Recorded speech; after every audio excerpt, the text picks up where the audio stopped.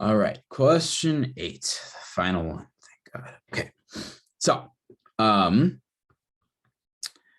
so this question is about virtual memory, and we are given a system. It throws a bunch of information at us. Honestly speaking, um, I'm probably not going to remember this off the bat. They throw a lot of stuff at us. So we're going to go back and reference it as we move through the question. So let's look at the first part. So the first part says, here's a bunch of accesses with their process IDs. And I want you, and it says, essentially, this cache is virtually addressed. So our cache is 16 bytes large, is two-way set associative, has 4 bytes. A block size of 4 bytes. Interesting.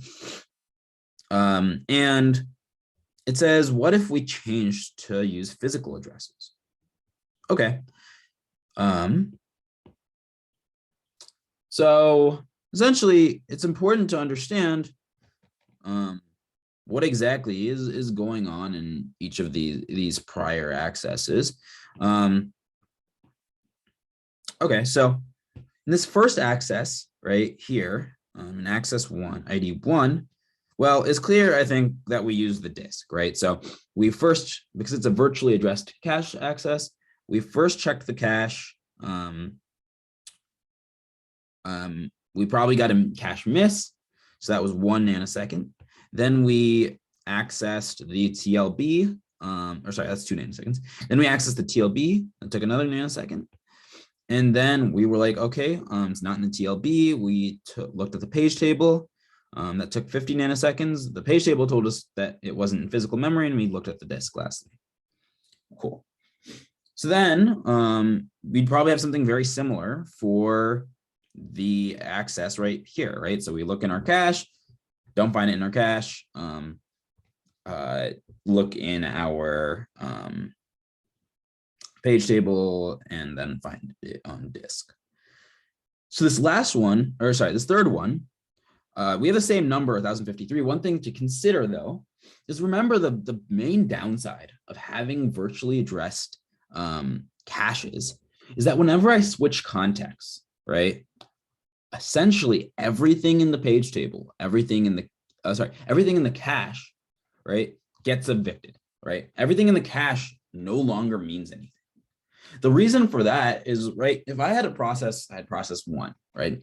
And process 1 puts my password in, like, for whatever thing, in block, in address 5, right? Process 1 puts my password in address 5. So then my computer switches over to process 2. Process 2 needs to run. Now, process 2 is a super malicious program that somebody wrote.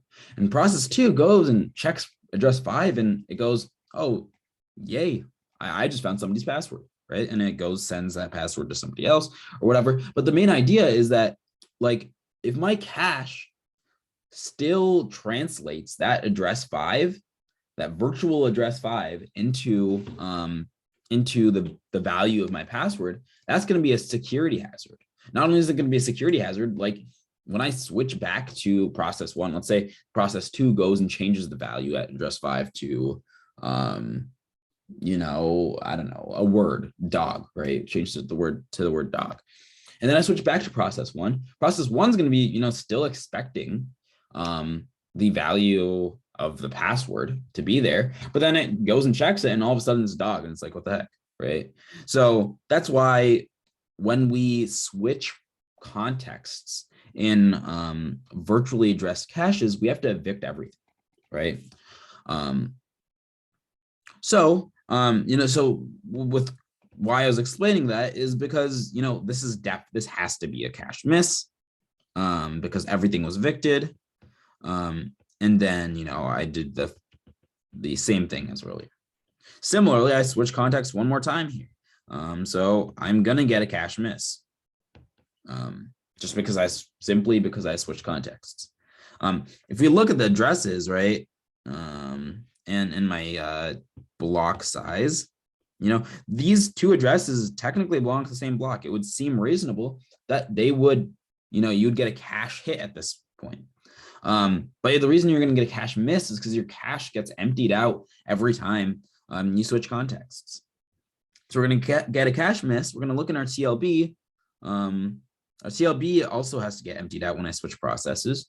But then I'm going to get a hit. I'm going to find a physical memory location for this address, and then I'm going to find that. And so that's how I decomposed each of those accesses. So now let's consider how that would change if we were using physical addresses, right?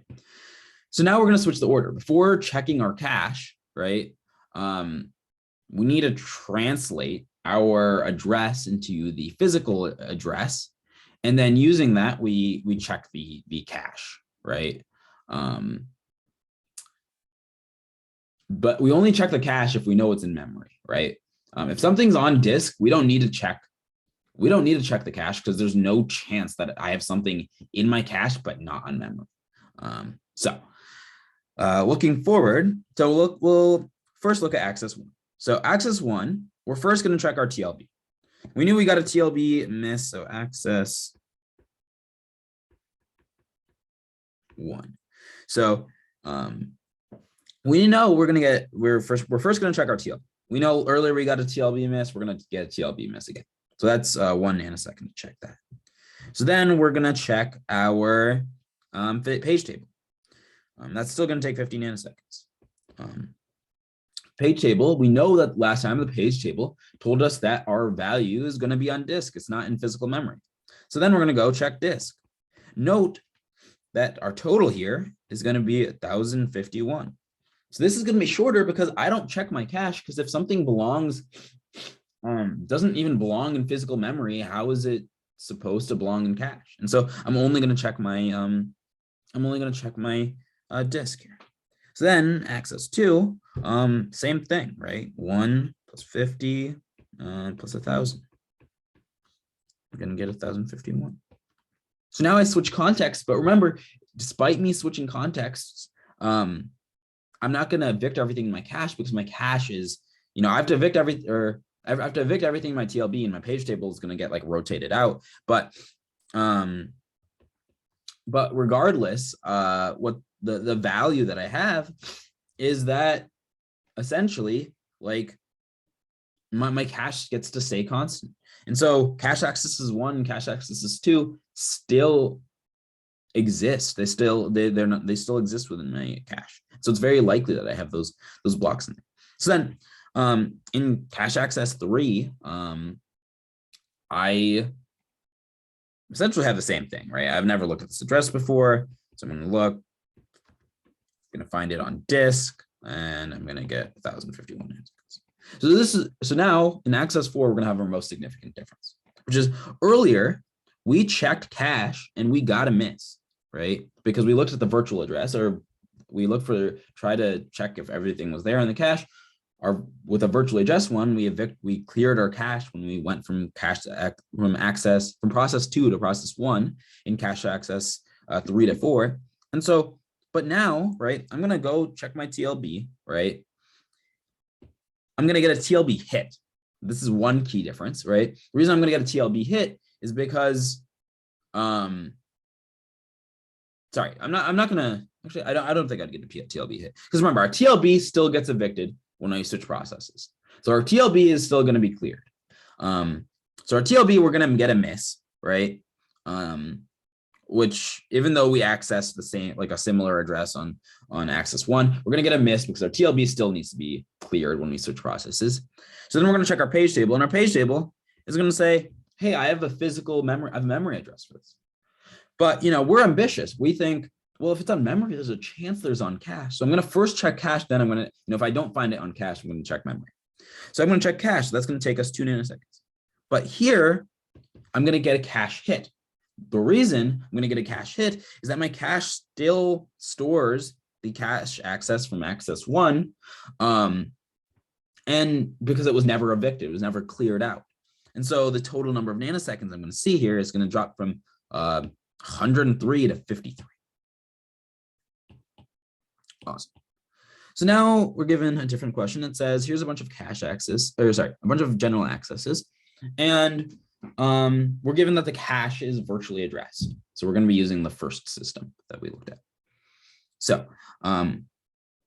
we're given a bunch of addresses, and it says, what is the final value of the first two entries of the processes page tables, as well as the TLB?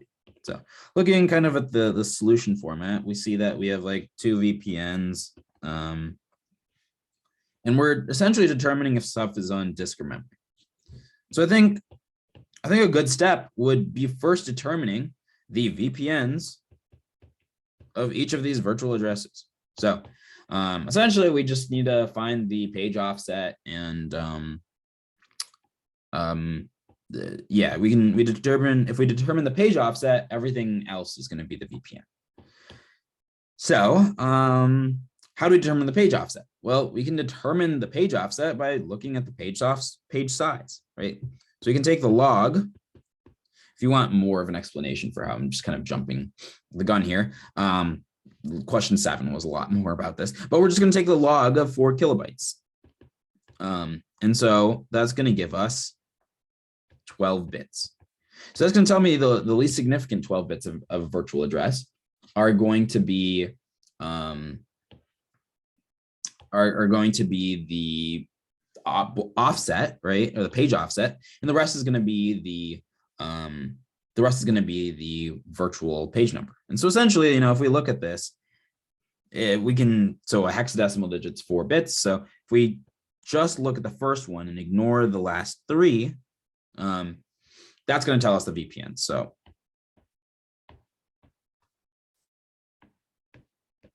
right. So that's what we consider. So then to determine what is in memory and what's not, let's look at the specifics for our physical memory. So it tells us that our physical memory is 16 kilobytes.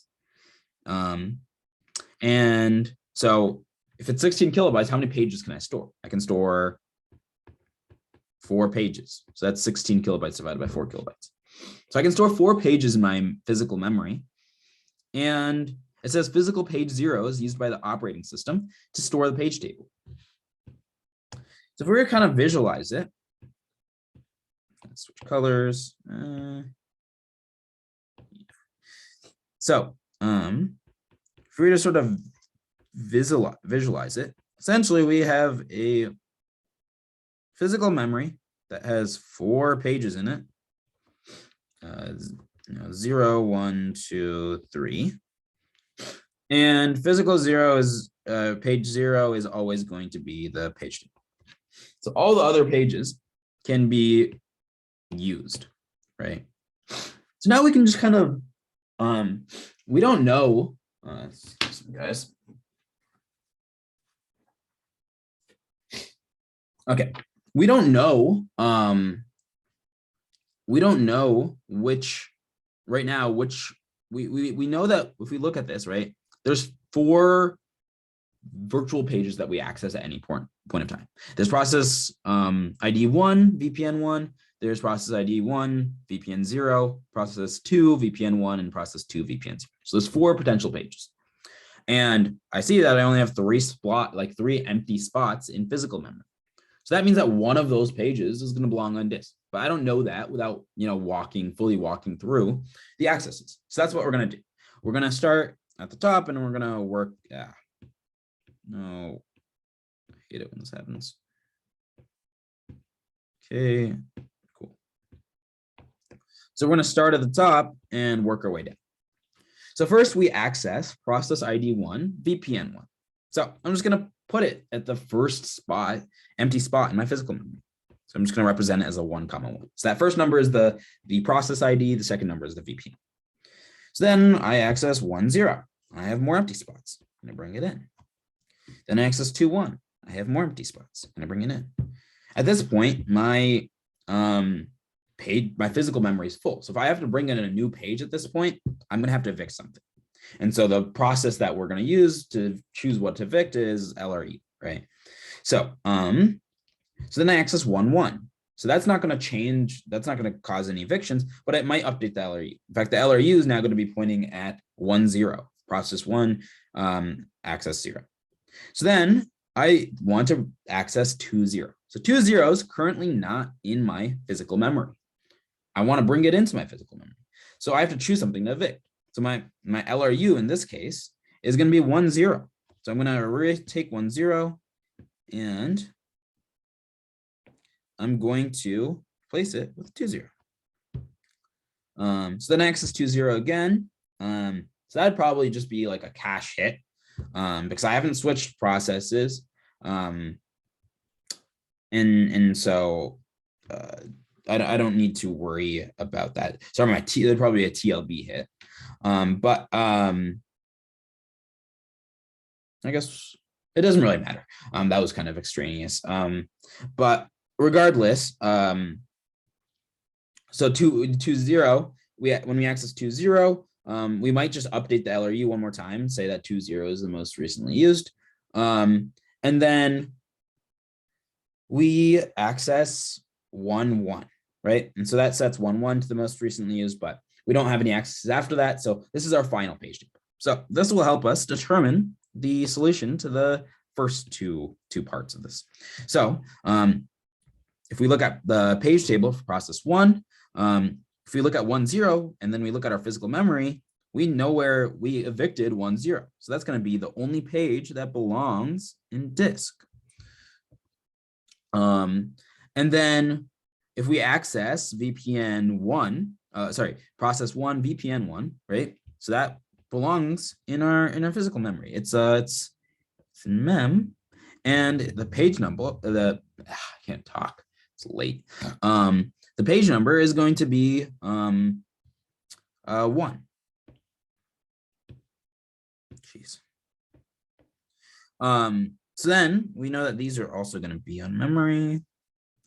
And page table or process 2, process 0 or VPN 0 is going to be on PPN 2 and then 3 for that access.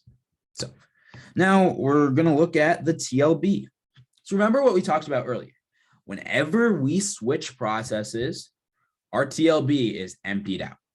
So what we can really look at is only cache or only accesses that happened since the last time the TLB was, or since the last time we switched processes. So last time we switched processes, conveniently, is pretty close to the end. We switched from process 2 to process 1 for the last access. So that tells me right before that last access, right here, our TLB is empty. Right? Remember, our TLB translates virtual page numbers to physical page numbers. So if I switch processes, the virtual pages that I was referring to, virtual page, I think it's pretty obvious. If I switch from process 1 VPN 1, that used to be in PPN 1. So our TLB would store that translation. Whereas, if I looked at process 2 VPN 1, it would point at 3. And so I can't use that cache, that TLB cache, to represent it, because as I switch processes, the values are going to change. And so our TLB is going to get emptied. So essentially, the only access that we need to worry about is that very last one. And so that very last one, we take VPN 1,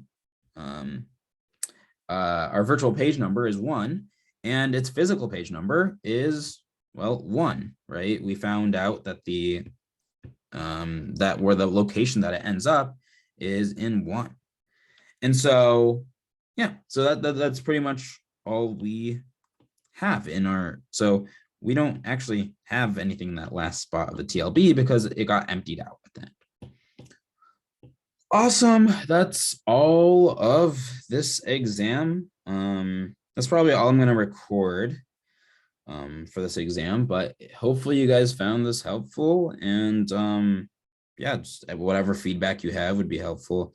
I mess up on these things all the time. I was on Piazza and I got some feedback saying I messed up like question 6. And so if I do mess up any of these last questions, let me know. But yeah,